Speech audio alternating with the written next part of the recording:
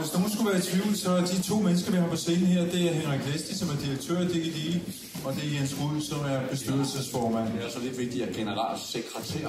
Generalsekretær. Ja, det er meget vigtigt. Ja. Og jeg er bare med. Jeg er enig med med bestyrelsen. Jeg hedder Henrik Føns, og jeg er her for at holde styr på de talestrømme, der som regel kommer ud af de to mænd her. Men det hele handler om at markere 20-året for DGDI.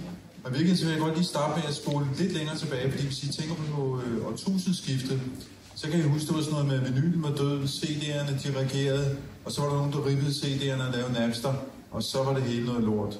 Blodbad i musikbranchen. Piratkopiering, ingen tjente penge, det hele gik af helvede til. Og hvad skete der så? Fordi så stod du et eller andet sted i Lyngby. Jeg stod i mit studie ude på Amager, og så kiggede jeg ud af vinduet, og så så jeg Tivolis fyrværkeri, og så tænkte jeg, at vi bliver nødt til at gøre noget, fordi alle de kunder, jeg havde i studiet, der var ingen pladeselskaber til at udgive pladerne overhovedet, så vi bliver nødt til at lave noget på nettet. Og alle var jo på Napster og sådan noget. Og så tænkte jeg, at den eneste, jeg kendte, som vidste noget om internettet på det tidspunkt, det var jo Henrik. Og så tog jeg op og besøgte Henrik, og vi havde ikke snakket sammen i 4-5 år. Og så sagde jeg, Henrik, vi bliver nødt til at lave noget nu her på internettet, hvor vi kan få musikken ud til folk. Og vi endte i alle mulige spændende måder med, at man skulle se på en reklame, og så kom der noget musik og sådan noget, og det sagde Henrik, det kan du godt glemme. Det bliver ikke til noget. Ja. Men så efterhånden, så sad vi mange aftener og tegnede mange store tegninger om, hvordan det her egentlig kunne foregå. Og så blev vi enige om, jamen der måtte jo ligesom være, ligesom vi havde et vejnet, så måtte der også være et vejnet for kultur, altså musik, og hvor at dem, som lavede kulturen, musik, billeder og alt muligt, havde vi haft gang i, de skulle også have nogle penge for det.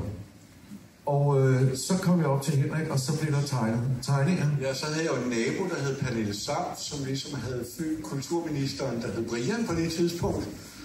Brian Mikkelsen, så hun skaffede et møde til os hos kulturministeren, og der kom vi ind og foreslog, at nu skulle Danmark lave et centralt distributionssystem, hvor alle kunne lægge deres indhold op, uanset om det var film, eller musik, eller whatever, fordi ellers så ville de store 8 komme og lave netværk, og så skulle man lige pludselig købe abonnement til mange forskellige netværk, i stedet for at man bare kunne købe abonnement til et. Det var ligesom vores idé, ikke?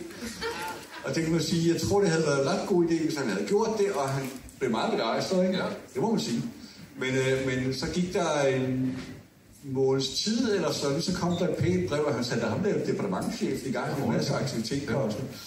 Pænt brev, at han havde nok fået ud af, at han var konservativ i mellemtiden, og at det der med et statsmonopol, det var ikke lige deres kop te, så der kom et pænt brev om, det var en rigtig god idé, men det skulle ligesom komme fra privat initiativ. Og det vil sige, nå ja, Microsoft eller så kommer I to gamle hippier og punkter, whatever I var dengang. Ja. Men Apple var kommet på banen og havde lavet iTunes, iPod var kommet ud i mellemtiden, så der skete jo noget. Ja, det var jo omvendt rækkefølge, som jeg husker. Altså iPod kom først, det kom i 2001, og iTunes kom i 2003, hvor I så startede faktisk. Men til hvad tænkte I om det? Ja, det var jo ligesom starten på det hele, og vi var jo meget hurtigt på aftrækkerne, og var faktisk nogle af de første, der fik en direkte aftale med Apple, som vi stadigvæk bruger den dag i dag, så al vores musik, der går til Apple, det går direkte i forhold til vores gamle aftale, som vi fik for, ja, hvad, det er de der 20 år siden.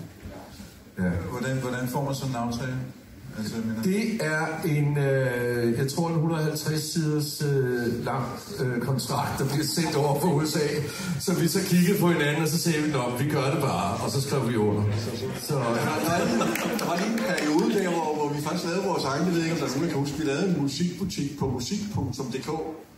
Og den gik jo rigtig godt i lige præcis 1 døgn, fordi vi kom jo på begge tv-aviser samtidig. Og så var der ikke nogen server, der kunne holde til det pres. Men det var også download af musik. Der er jo ikke noget, der hedder streaming på nuværende tidspunkt. Det er download af filer, vi snakker om. Ikke? Ja. Og så var det, at vi tænkte, det kunne være, at vi skulle bruge nogle andre services også end vores egen. For den var ikke så stabil. Så det var jo dem, der siden har lavet TDC-system, så det var ikke, fordi de ikke kunne lave. Der var lidt trafik. Men så var der faktisk, så kom TDC, som faktisk var verdens første streamingtjeneste, som vi så leverede musik til. Og det var et dansk firma, der hed 24/7, som havde lavet den butik og sådan noget. Og dengang gik man jo ekstremt meget op i... I kan jo bare kopiere det hele, og når man kommer ned, og så kan man... der skulle være vandmærker i, og der skulle være kopibeskyttelser og alt muligt andet i. Og vi måtte jo bare føje, og så fik vi vores musik ud og til DC, og det var faktisk, vi havde åbning hernede i Idealbar, kan jeg huske. Men hvor mange andelshaver var der på det tidspunkt? Altså var det svært at overtale folk til at tegne en andel, eller købe en andel og være med i det her show? Altså, man kan sige, i starten, der var det jo meget familie og venner, som ligesom kom med i.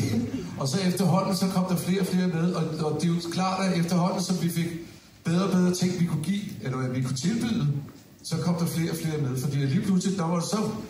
Og det var specielt folk, der måske havde lavet noget musik i forvejen, som havde liggende, som kunne få det ud. Og selvfølgelig også nye artister, som ligesom sagde, okay, vi kan ikke få en pladekontrakt, jamen der er muligheden her for at komme ud igennem det hele. Ja, et eller andet sted sprang vi noget lidt vigtigt over, fordi at... udover at Dodo, hun var jo til... Der skete det med det, vi har helt sprunget over, at da Brian sagde det der om, at vi skulle lave, det skulle komme på et privat initiativ, så gik vi ellers i tænkeboks og siger, okay, hvis Jens Rud og Henrik Leslie, de laver dansk distributionsselskaber, bare skal have 10% af omsætningen, så var der ikke nogen, der ville være med. Hvem vil aflevere 10% af omsætningen til sådan 2 gange i hele, ikke?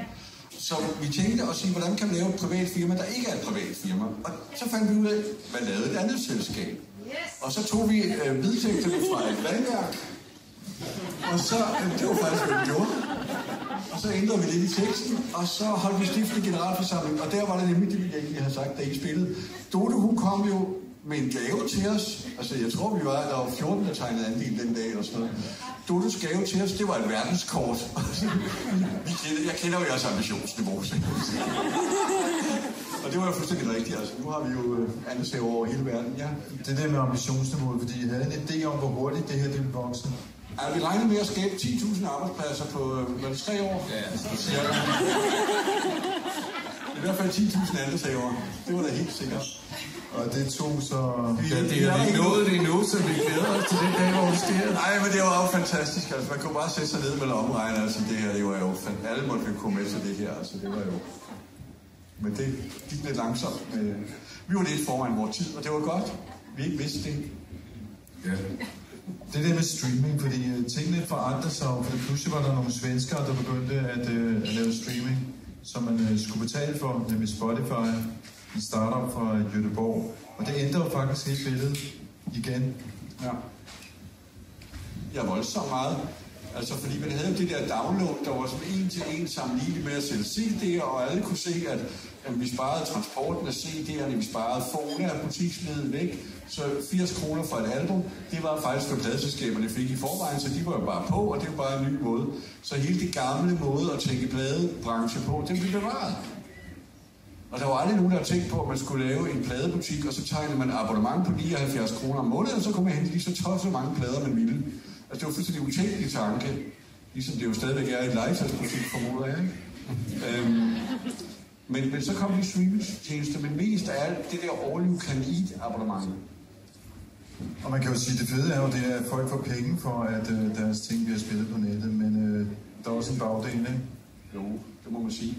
Altså, du har et regnestykke. Vi får jo på jeg har mange regnestykker. Du har et regnestykke med en CD. Men det står på pressemeddelelsen. Vi tænkte, vi ville lige sende det ud. Altså dengang, hvor vi startede, der kostede en CD 149 kroner. Det var jo simpelthen toppen af CD's. 149 kroner på en CD. Og så satte jeg mig til at regne ud, at hvis man nu forestiller sig, at man streamede den, man købte albumet som stream i stedet for, hvis man skal sige det, ikke? Så skal man høre et nummer fra det album, man gerne vil købe, hver eneste dag. Et nummer hver eneste dag i 13 år. Så har man betalt 149 kroner til kunstneren. Og det er jo en helt anden dynamik, der skal til. Altså, vi kan sige, i parentes, TikTok, hvis man skal tjene 1 krone der, så skal man have 36.000 streams.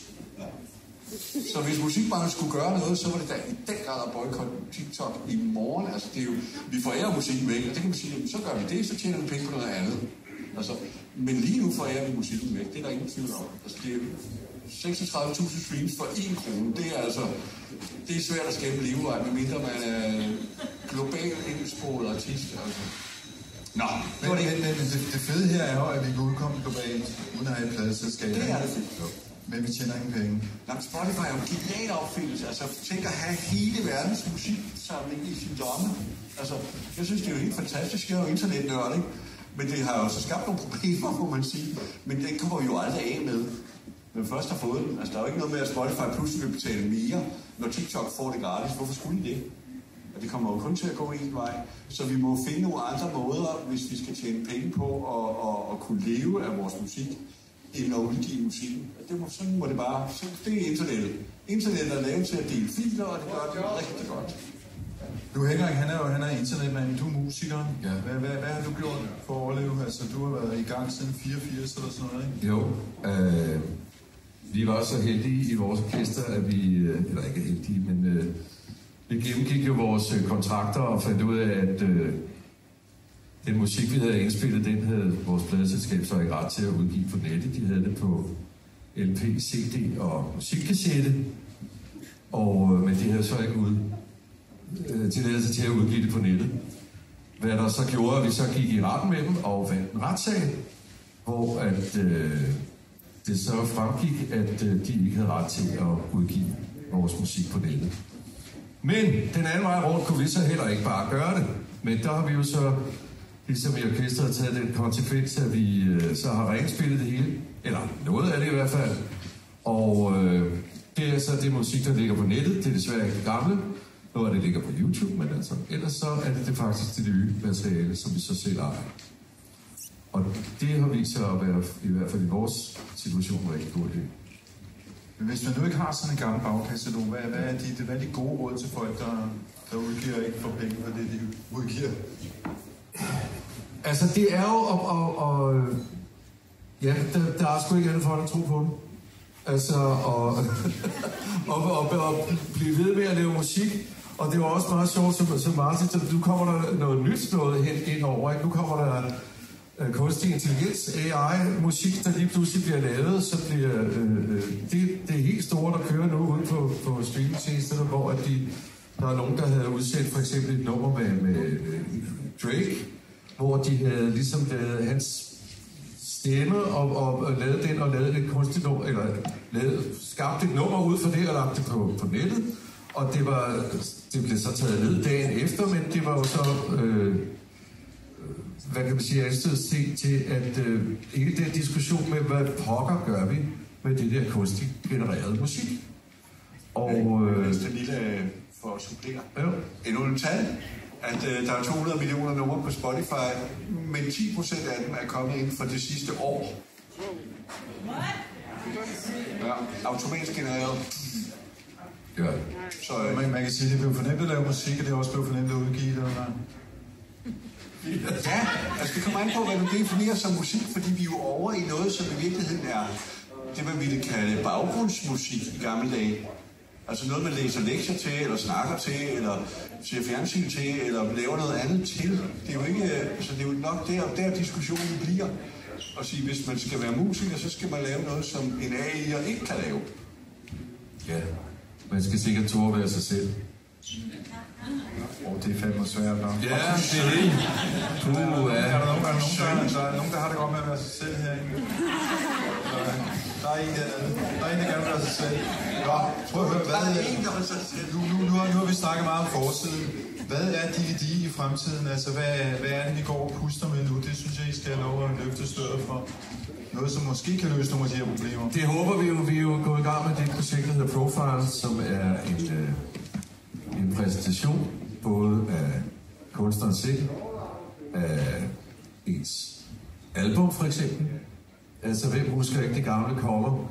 Man sad med det store gamle LP-cover, hvor man bare kunne sidde og bruge hele dagen på at bare sidde og læse de der noter igennem om, hvem der havde sunget på hvad, og hvem der havde produceret hvad, og teksterne og billederne, og den der havde produceret den plade. Gud, ja, han har også produceret den plade, alt det der.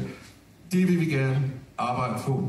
Derudover er vi jo i gang med også at lave det, at man kan lave ligesom sit eget område, hvor man kan bede om at få nogle penge, og for det indhold, man lægger ud. Det kan være... Så en abonnementsordning eller Patreon, hvis der er nogen, der kender det. Hvor man så som kunstner kan lægge sine nyheder ud, i stedet for at de måske skulle ligge på Facebook, eller hvad pokker de kunne ligge på, hvor man ikke rigtig genererer noget. Udkommer af det, hvor der er en mulighed for her at lave efter, hvad man selv har lyst til at tage for. Ja, det vil sige, altså det er det næste, der bliver med. Nu har vi ligesom skabt den der platform, hvor alle artister har fået en præsentation og så et lukket område. Og reaktionen er jo typisk, at nej, du opdaterer Instagram, skal det opdatere en til, det skal ovenkøbet være godt indhold, for det er faktisk noget, folk betaler for. Og hvad skal jeg skrive, som folk gider betale for, og sådan noget. Og det vi gør nu, det er at ligesom kombinere musikdatabasen. Folk udgiver musik med det her område, og det er meget inspireret af filmbranchen faktisk, hvor man jo ikke starter med at vise sin spillefilm lørdag aften på Danmarks Radio. Man starter med at vise sin spillefilm, man er det, der hedder Windows, man starter i en biograf og sælger billetter. Altså en form for pre-release, kunne man godt kalde det, for dem, der virkelig er engageret, der gider at betale 60 kroner for noget, vi alle sammen ved, vi kan se om et år på Danmarks Radio. Hvorfor gider man det? Jamen det er fordi, man gerne vil have en ordentlig oplevelse, man vil gerne have dybden og baggrunden, og man vil gerne have være nogle af de første placerende. Og på samme måde er vi ved at lave, og det, vi snakker efterår, vi snakker snart, hvor man kan udgive sin musik på den her platform, og så sige, om 2 måneder udkommer den på Spotify og TikTok og alt det andet, og så er den død. Men lige nu kan du kun høre den her, inden i mit private område, de næste 2 måneder, eller de næste 6 måneder, eller det næste år, eller hvad det nu bliver efterhånden. Og det er ikke fordi, vi tror, at det her det vil erobre verden, men det er bare en ny tankegang at sige, kan vi tjene nogle penge ved ligesom i gamle dage. Enten købte du CD, så kan du høre musikken, eller også må du cykle over til vennerne og høre den, ikke? Og lidt det samme, jeg har adgang til den her musik, det har du ikke. For jeg har betalt for at få adgang til den, for jeg er en true follower, eller hvad det nu hedder, ikke? Altså den tankegang om en fanklub, og nogen, der virkelig går op i nogle artister, i stedet for det bare sådan, all you can eat 75 kroner om måneden, og sådan noget. Jeg ved ikke, om det kommer til at virke, men vi bruger alt, hvad energi vi overhovedet kan proppe i det projekt, for at se, om vi kan skabe et nyt window i musikbranchen også. Så det kan man sige, det er sådan visionen med det der profiling. Hvor det går langsomt, og folk tænker, hvorfor laver de det? Jeg har da en artistprofil på Spotify og sådan noget. Men det er sådan ligesom visionen med det, at prøve at sige, kan vi skabe nye indtægtsmuligheder? Et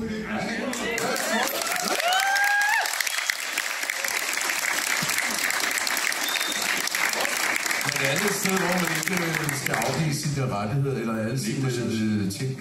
Ja, præcis.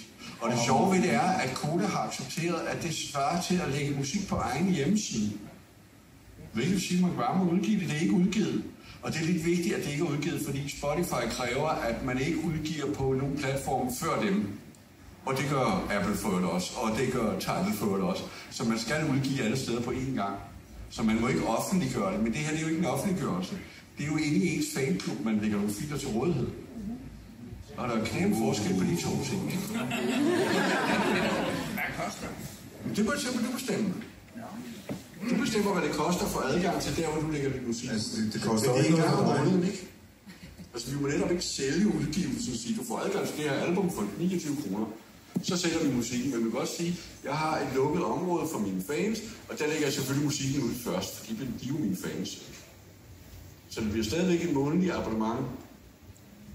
Og visionen er jo, at du så efterhånden abonnerer på dine 20-30 yndlingsartister, og så kan du droppe dit Spotify-abonnement, for du lytter jo ikke til det andet alligevel.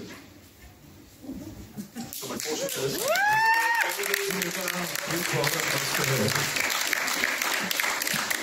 Ja, vi har lovet, det ikke må være mere end 20 minutter, det her. Jeg synes måske, det her det er en god oplig måde at slutte på. Men når vi sidder der, er der nogen, der har et spørgsmål måske? Er der nogen, der vil spørge noget? Der er en derovre, der vil spørge noget, så skal du råbe højt. Jeg vil bare gerne høre, se jeres platform blive, hvad kan man sige, se hvordan I kan rykke ind på Web3 og NFT'er med hele det her nye platformsområde. Snakker vi meget om.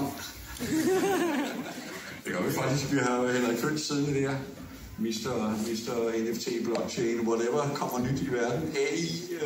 Der er andre, der har taget kursus. Vi har betalt et kursus til Henrik til blockchain i hvert fald. Men jeg er jo Måske kan man få lov at læse sin opgave, hvis man vil. Vi har de forskellige holdninger, altså det vil jeg sige. Jeg vil gerne købe en NFT, jeg kan klister op på væggen eller eller andet. Men ser I implementere det? Det kunne man sagtens. Og vi har faktisk et møde med nogen, der laver en AP, altså en blockchain, altså en NFT-generator, som man ligesom kan lave sine egne NFT'er. Og så kunne man sagtens sælge dem derinde også. Men de er mere beregnet til en markedsplads og en børssystem, om man så må sige, som jeg ser dem altså. Men, det er så det, vi er uenige, fordi jeg kunne godt forestille mig, at man kunne sætte NFT'er på den der sådan profile. Hvorfor ikke altså integreret video, musik, et eller andet. Masser af gode idéer. Selvfølgelig. Så det kigger vi på. Og forslag er velkomne. Okay, nu hører vi får lige den sidste vision med blockchain-kursus der. Det vi kommer til at lave om 10 år, det er nogle filer, som er så intelligente, at man bare kan lave dem og smide dem ud på nettet, og så kan folk kopiere dem lige så tosset de vil. Men i det øjeblik, de begynder at afspille dem, så siger de, du har ikke ret til at afspille mig, du skal lige fylde nogle penge i din mikrobetalelse. Og så trækker vi lidt penge, og fordeler pengene med det samme til rettighedshaverne, ikke? Det er 10 år, 15 år. Det, så har vi ikke nogen platform, der ejer. Lige problemet er nu, at det er jo Spotify, der ejer kunderne. Det er YouTube, der ejer kunderne. Vi har ikke kontakt med kunderne, vi har kontakt med en mellemled hele tiden. Og på den måde vil man komme helt ud af platformen. Så det er jo sådan den store vision. Den er sådan. Men vi tænker tankerne i hvert fald. Godt. I skal også have tid til at tænke tanker og lytte musik, så jeg vil sige tak til Henrik og Jens for at komme her og fortælle om fortiden og fremtiden. Og tak til Henrik for det store arbejde i bestyrelsen. Ja.